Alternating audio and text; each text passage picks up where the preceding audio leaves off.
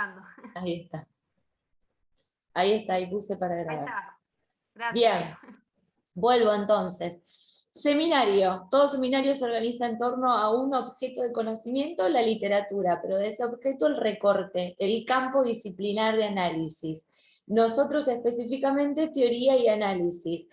Crítica es el que después, a partir de la teoría del análisis, se dedica a hacer reseñas o ensayos críticos sobre literatura, y después está la historia de la literatura y la literatura comparada. Nosotros focalizamos en observar la construcción de la ficción, de la función de la literatura, de la naturaleza del objeto de estudio, de cómo, de algunos aspectos del análisis, y ahora estamos en narratología, para este recorte de la literatura, que es lo que vimos en el seminario.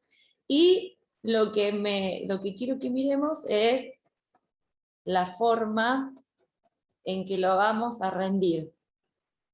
Yo de solo pensarlo se me estrangula el estómago.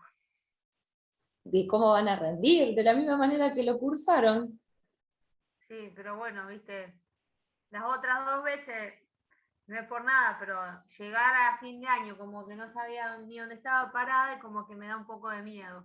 Para la acreditación se propone el coloquio, por eso le preguntaba a Milagros cuándo empezaban los coloquios, en noviembre, porque me imaginé que era en noviembre, que pueda asumir diferentes modalidades. La producción escrita de informes, ustedes tienen que hacer ahora un informe para la clase que viene, sobre que ahora lo vamos a revisar, lo del que le di en la clase anterior, que no me acuerdo qué cuentos eran. Un ensayo o una monografía, investigaciones y una defensa oral, o sea, que ustedes van a defender de manera oral el trabajo escrito que hagan. La integración de los contenidos abordados en el año, entre otras cosas. En relación a la evaluación, para su aprobación se proponen instancias evaluativas cualitativas y continuas, ustedes ya lo hicieron, y una instancia evaluativa final. Ustedes tienen aprobada toda esta parte. Todas las instancias evaluativas, cualitativas y continuas que fueron clase por clase ya las aprobaron. Les queda la instancia evaluativa final, que puede ser, ya lo dijimos, un informe, un ensayo, una monografía, la defensa oral y la revisión de los contenidos que vemos ahí. A ustedes les queda el final nada más. Y una vez que lo hacen, lo defienden en el oral, en el coloquio, y fin, terminó teoría literaria 1. Pueden dejar de sufrir. Sí. O sea, no va. De antemano, profe, le agradecemos muchísimo porque es la tercera vez que la cursamos. Nada, una felicidad de tan solo saber que tenemos coloquio, porque ya siempre queríamos rendir un montón de cosas, por lo menos yo. Digo, ya me veo en diciembre con teoría y con otro espacio más que quería rendir de primero, nada, un susto. No, porque al ser seminario, se rinde sí o sí en coloquio esta asignatura. Esa es la única manera de rendirla. Andaba re confundida. Como vi que ya estábamos pisando octubre, me asusté bastante. No, bueno, por eso lo que se recursa cuando digamos, cuando no pasas el coloquio. Claro. Exacto. No sé. Nada más.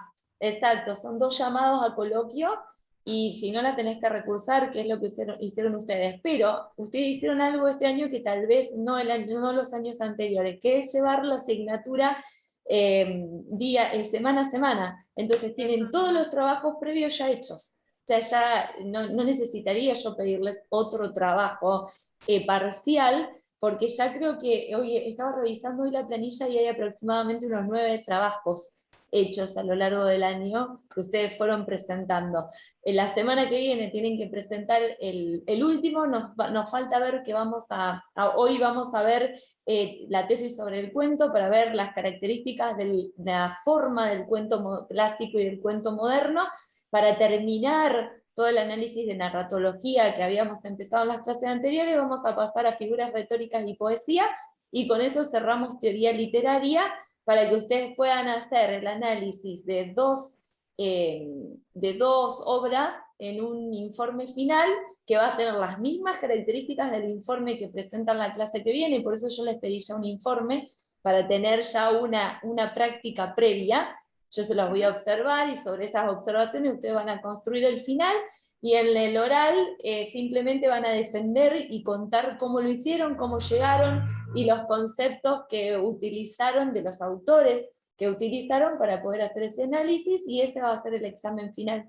Yo siempre les dije desde el inicio de la práctica que no es una cuestión de repetir los conceptos de memoria, sino de poder saber cómo aplicar esta noción o este concepto de este autor para el análisis de tal y tal relato, y cómo reconocer, por ejemplo, en lo que estuvimos haciendo de los manuales de literatura, qué teorías están dando vueltas para la conformación de lo que ese manual tomó y transformó del análisis literario en un texto expositivo explicativo, para poder yo como docente pararme enfrente de una clase, de una planificación de cómo enseñar teoría y análisis a los que van a ser sus futuros alumnos.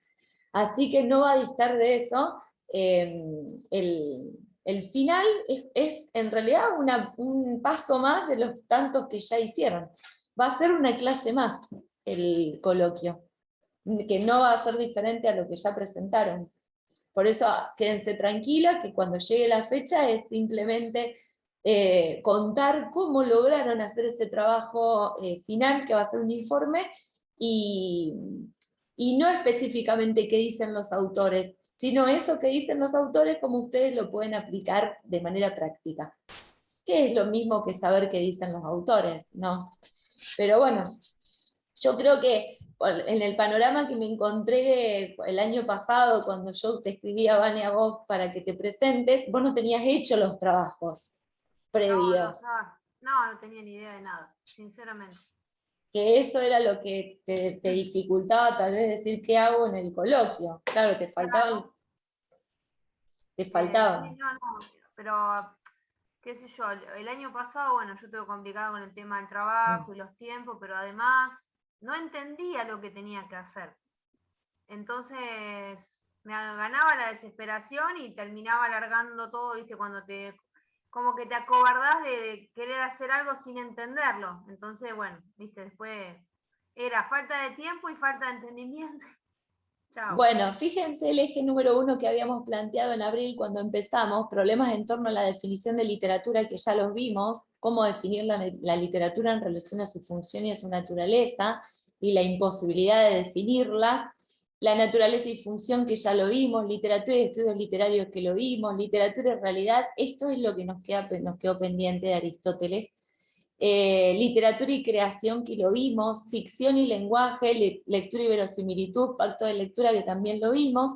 Leímos a El problema de los géneros de Bakhtin, leímos a Eggleton con qué es la literatura, leímos a Lodge con el arte de la ficción en intertextualidad, eran 3 capítulos que habíamos leído, leímos a Rulfo con el desafío de la creación, leímos el arte como artificio, leímos a Todorov en el origen de los géneros, leímos a el cuento de Torri de literatura, leímos a Wellen y Warren en teoría literaria, no sé si se acuerdan, los capítulos 14 y 15, o sea que el eje 1 lo pasamos hace rato. Yo les voy a actualizar y le voy a poner el eje 2 y el eje 3 que ya estuvimos trabajando y que acá no estaban y que yo después no le pasé los ejes acá.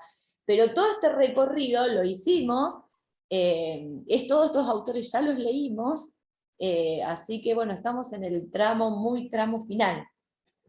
La verdad parece mentira tanto. De la asignatura. Y ahora miren ustedes para atrás todo lo que han leído y trabajado en las últimas 21 clases que tienen ordenadas, y bueno, cómo de semana a semana fueron abordando todos los autores. Así que el coloquio va a ser simplemente el encuentro para que ustedes puedan contar ustedes en voz cómo lograron ese análisis final e incorporar los autores, y bueno, y pasarían a Teoría Literaria 2, a donde van a trabajar teatro, porque acá trabajamos narrativa y poesía, y después van a trabajar teatro. Pero bueno, sí, teatro. Ahí tienen las 3 grandes ramas de los 3 grandes géneros: narrativa, lírica en teoría 1 y teatro en teoría 2. Yo la verdad que hasta acá, asignatura. con todas las entregas de los trabajos, yo la verdad me siento muy orgullosa porque creo que las 2 veces que la recursé con la otra profe no pude llegar ni siquiera al tercer trabajo y yo la verdad que una felicidad indisimulable en mi cara. Así Bueno, que pero nada, eso re contenta. tiene que ver con, bueno, una predisposición, el esfuerzo de ustedes, lo que han hecho para llegar hasta acá. Siéntanse contentas porque han trabajado mucho. Fueron muchas lecturas, está bien que yo en lugar de dárselas a ustedes las leímos en clase por una cuestión de que identifiqué una confianza diferente si las leíamos acá o que si se las daba a ustedes. Y también trabajamos al revés. En lugar de analizar mucha más cantidad de obras, ustedes escribieron las obras para aplicar lo que estábamos analizando, que es un trabajo inverso, pero es lo mismo, porque ustedes trabajaron la focalización escribiendo cuentos desde perspectivas diferentes, en lugar de analizar cuentos gran cantidad, o sea, invertimos un poco los órdenes, pero para que ustedes se sientan más seguros, pero los contenidos los han aplicado y tienen todo muy al día, semana a semana. Yo las felicito, realmente. Un Gracias, profe, trabajo, la verdad es... Muchas gracias. aparte voy a admitir una asistencia casi perfecta de las dos, de Vanessa, no faltó nunca. Y eso habla también de por qué llegaron hasta acá. Así que bueno, siéntanse súper contentas. Vamos por el último tramo. Vamos por el último tramo a encontrar el final de la asignatura. Bueno, comparto la clase de hoy que era muy cortita en cuanto a lo que hice, que está acá. La clase pasada habíamos visto lo de focalización, yo lo que ahora sí les sugiero que ese material de Miqueval lo terminen de leer, que en sí es lo que me interesa, es la noción de focalización, lo demás él va ampliando lo que es el focalizador, el objeto focalizado, la perspectiva y la mirada, pero bueno, ustedes focalícense en qué es la focalización y quiénes son los que focalizan dentro de una historia que tiene que ver con el narrador, el narratario, lo vamos a ver hoy en teoría del cuento, los personajes y cómo se posiciona el objeto en relación a quien narra. Y ahora le vamos a agregar lo que en Tesis sobre el cuento, que es un ensayo de Piglia muy bueno, de Ricardo Piglia, dice sobre el cuento moderno y el cuento clásico. Empieza al revés, el cuento clásico y después el cuento moderno, para que ustedes puedan identificar la importancia, vuelvo a repetir, que tiene la forma a la hora de construir una ficción. ¿Se acuerdan que todo esto empezó con aquel estudio de los formalistas rusos, en lo que lo más importante, y ahí hablábamos de si lo más importante era el contenido, la forma, y yo siempre dije forma y contenido van de la mano. Bueno, este ensayo justamente retoma la importancia que tiene la forma a la hora de construir una muy buena ficción.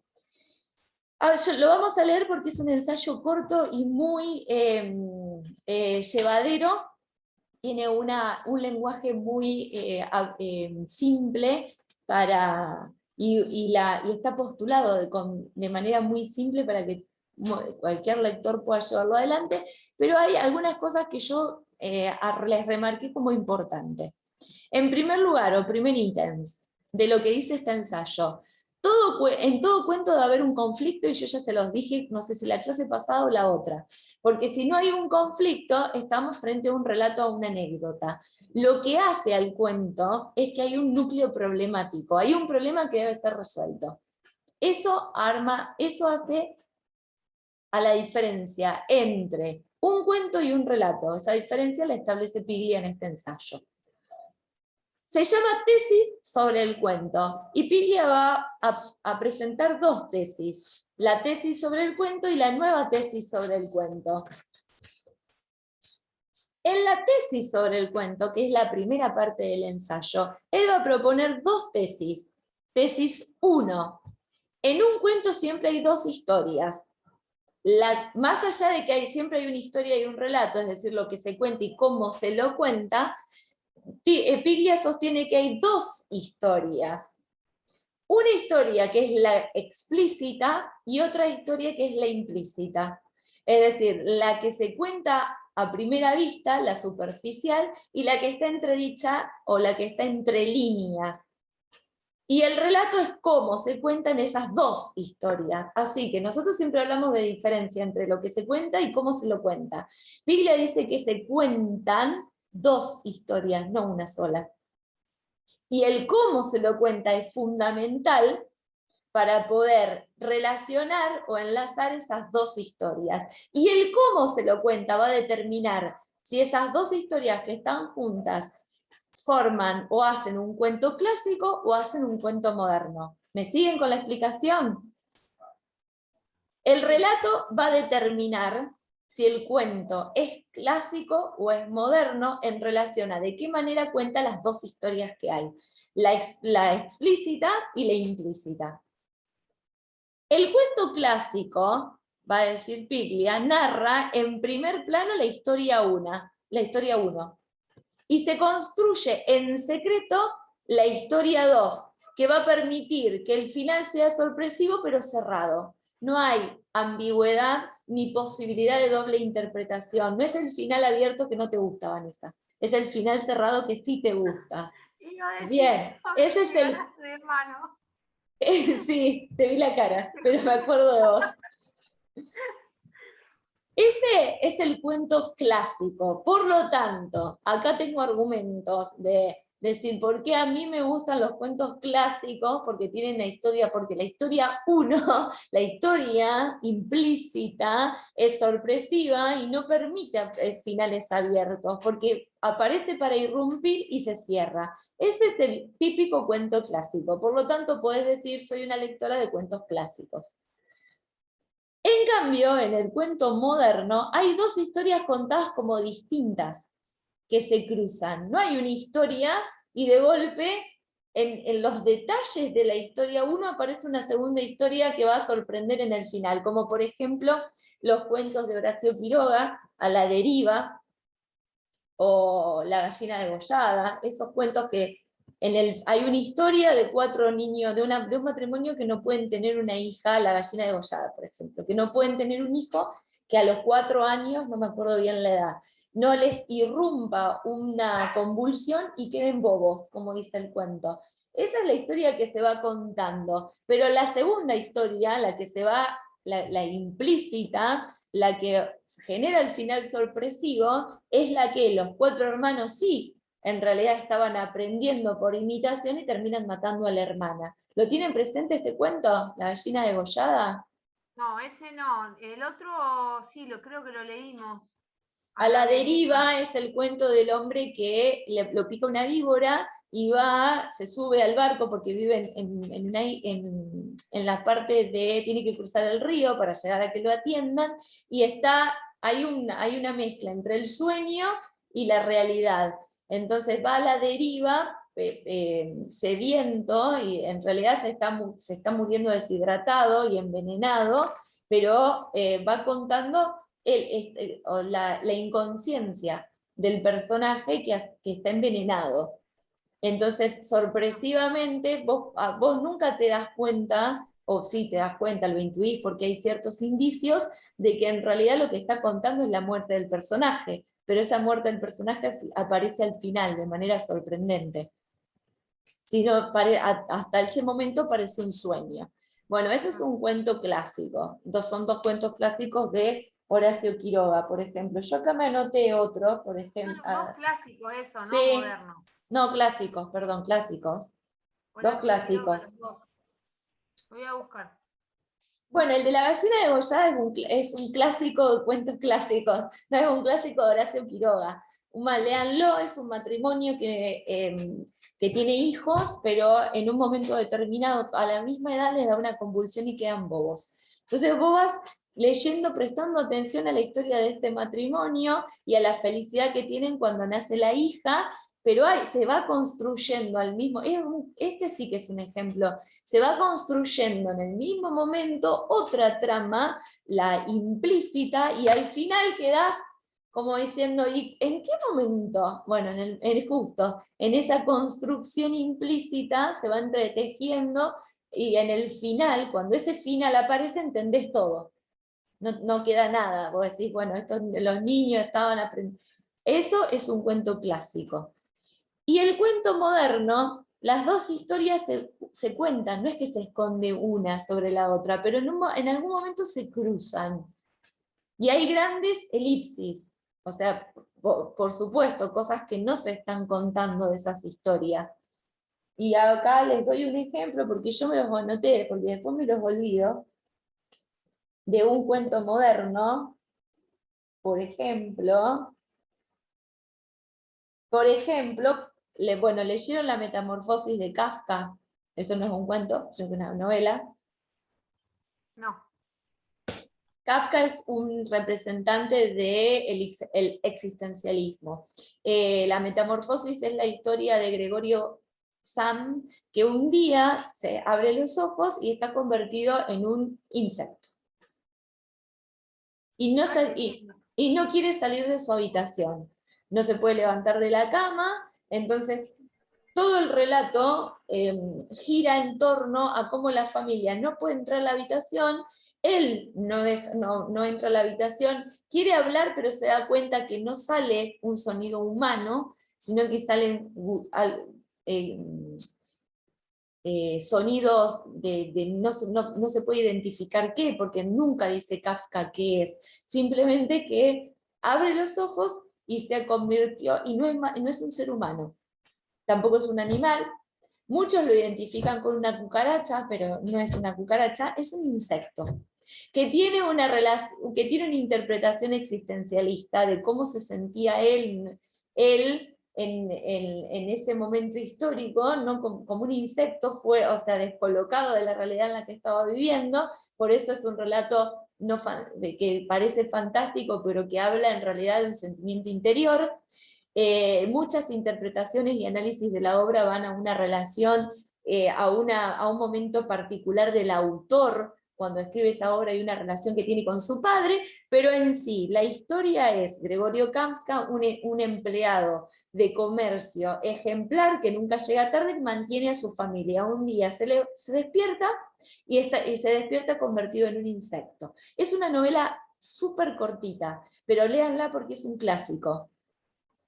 Es como decir, sí, es un clásico de la literatura universal, es como decir,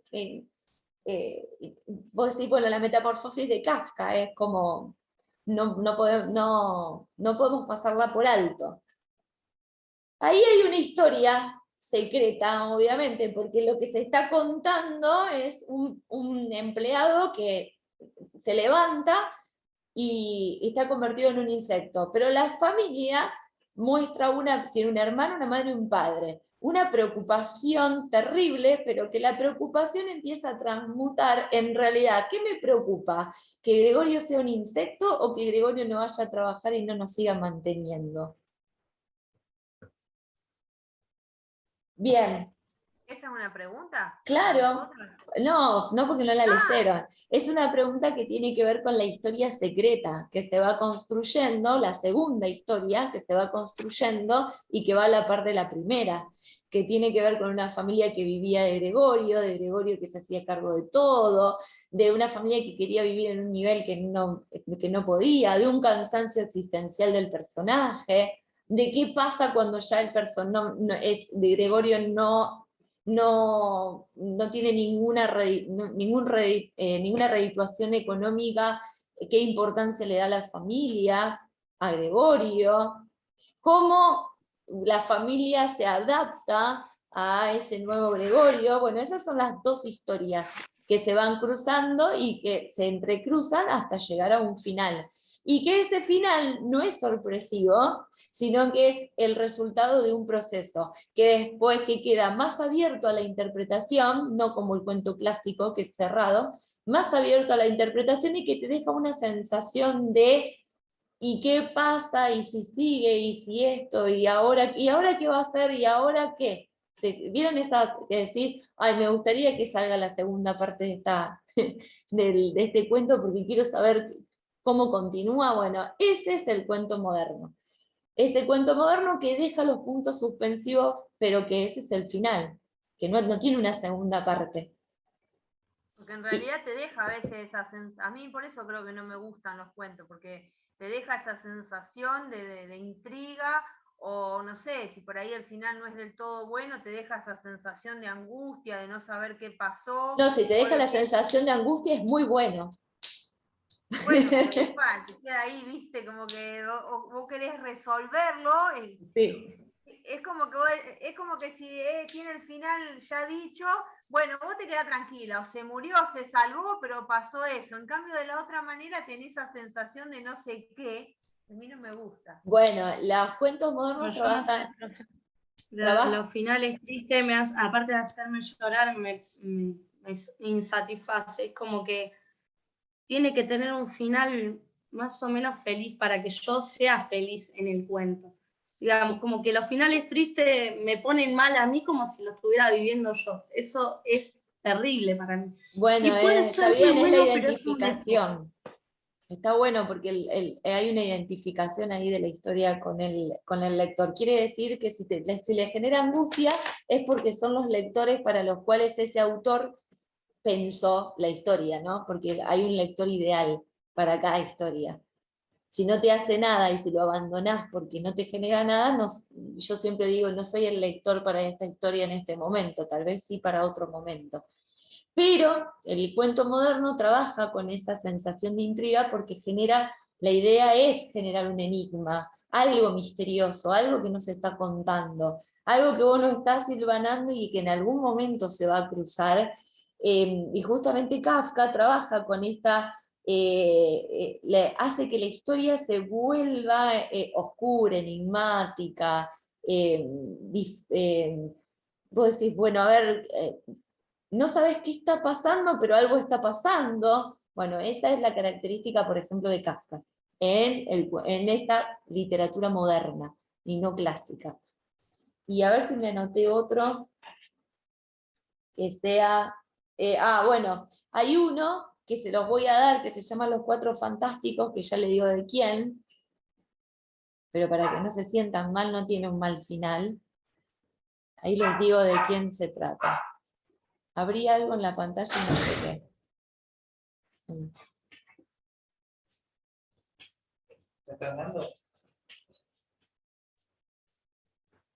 Los Cuatro Fantásticos es de Fabián Casas.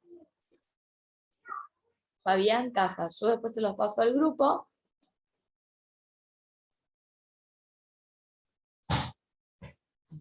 Se me había borrado compartir pantalla. Que es la historia de un niño que tiene una mamá y que no sabemos qué pasó con el papá, y la mamá va teniendo 4 novios, 4 fantásticos, los 4 novios.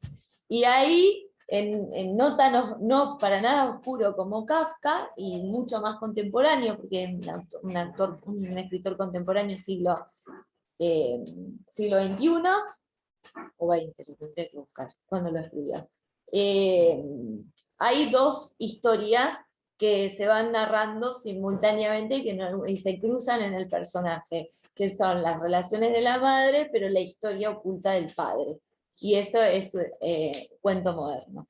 Para que ustedes, yo se los elegí como ejemplo para que en un cuento corto tengan un ejemplo de cuento moderno. Y hay un cuento que yo se los mencioné, que se llama La fiesta ajena, creo. ¿Lo diste, profe? Lo di, bueno, ese es un cuento clásico. Hay una niña que va a la fiesta, que el cumpleañito, y que al último la madre de la cumpleañera le da plata. Bueno, ese final sorpresivo en el que aparece la otra historia de que era una sirvienta, de las clases sociales, que está ahí.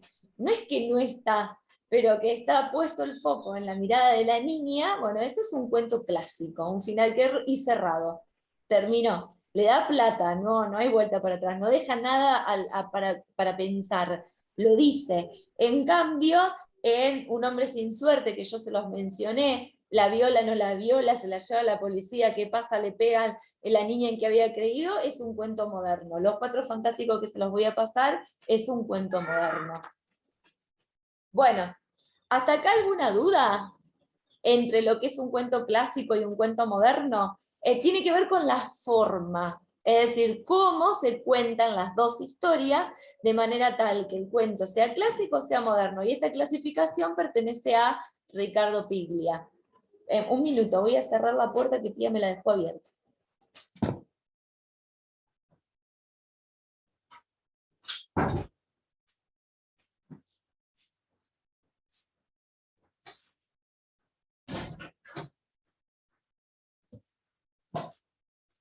Bueno, y la tesis número 2, tesis número 1, en un cuento siempre hay dos historias. La forma determina si es clásica o moderna, la forma en que se construyen.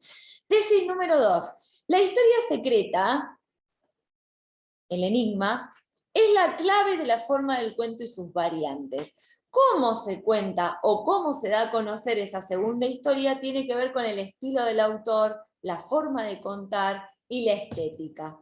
Entonces, tesis número 1, hay dos historias. Tesis número 2, esa segunda historia, esa historia secreta, es la clave de la forma del cuento y sus variables. En realidad ya se los adelanté yo antes cuando le dije la forma en cómo se cuenta, determina el tipo de cuento. Pero también tiene que ver con el estilo del autor. Hay autores que escriben cuentos clásicos y hay autores que escriben cuentos modernos. O sea que el estilo del autor es del final sorpresivo, el estilo del autor es del final abierto. Tiene que ver con una elección estética de cómo construir una ficción. Entonces voy a decir, no me gusta este autor porque sus relatos tienen esta característica. Bueno, tienen una historia secreta o un enigma en el que siempre se entrecruzan esas dos historias y al final te queda esa sensación de que falta una segunda parte.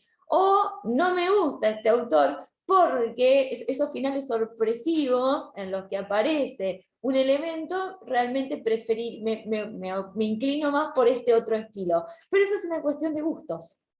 No es una cuestión de qué está bien o qué está mal, sino de estética y de arte y de construcción de una manera de contar la literatura. Por lo tanto, tiene que ver con qué elijo yo a la hora de leer. Y nada más que eso. Bueno, en el cuento moderno se abandona el final sorpresivo y cerrado, que es lo que vengo diciendo. Estas son para las que yo consideré las ideas centrales de tesis sobre el cuento, parte 1 del ensayo de Piglia. Que ahora se los voy a... ¿Alguna duda?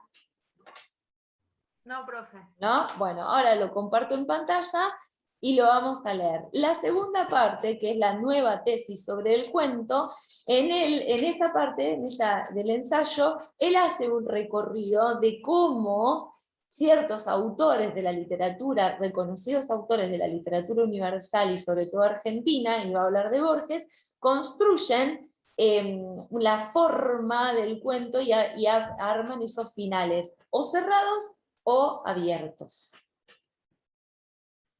Y la comparto.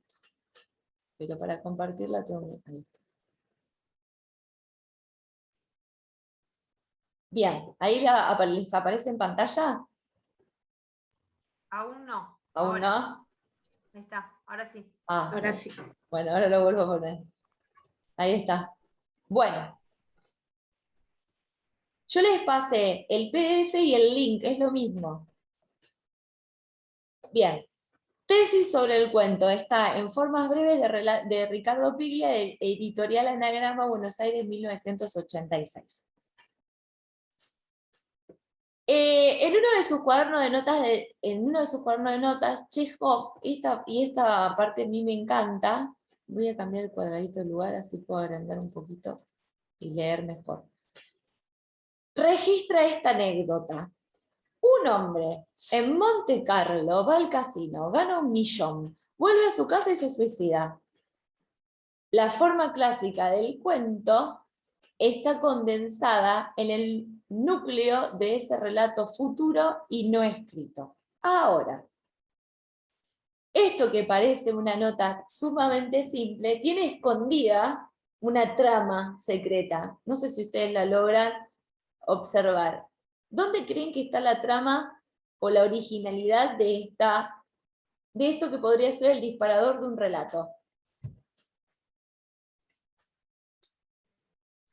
Hay algo raro ahí, porque gana 1 millón, vuelve a su casa y se suicida. Está loco el tipo, yo me muero de la alegría. Está perfecto, ahí está la ruptura. ¿Por qué se suicida si ganó? No perdió. Se suicidaría, me suicido si pierdo 1 millón, pero lo ganó. Entonces ahí está la trama, ahí empieza la trama, la segunda historia de cómo contarlo. Porque el hombre en Monte Carlo va al casino, gana 1 millón, pero se suicida.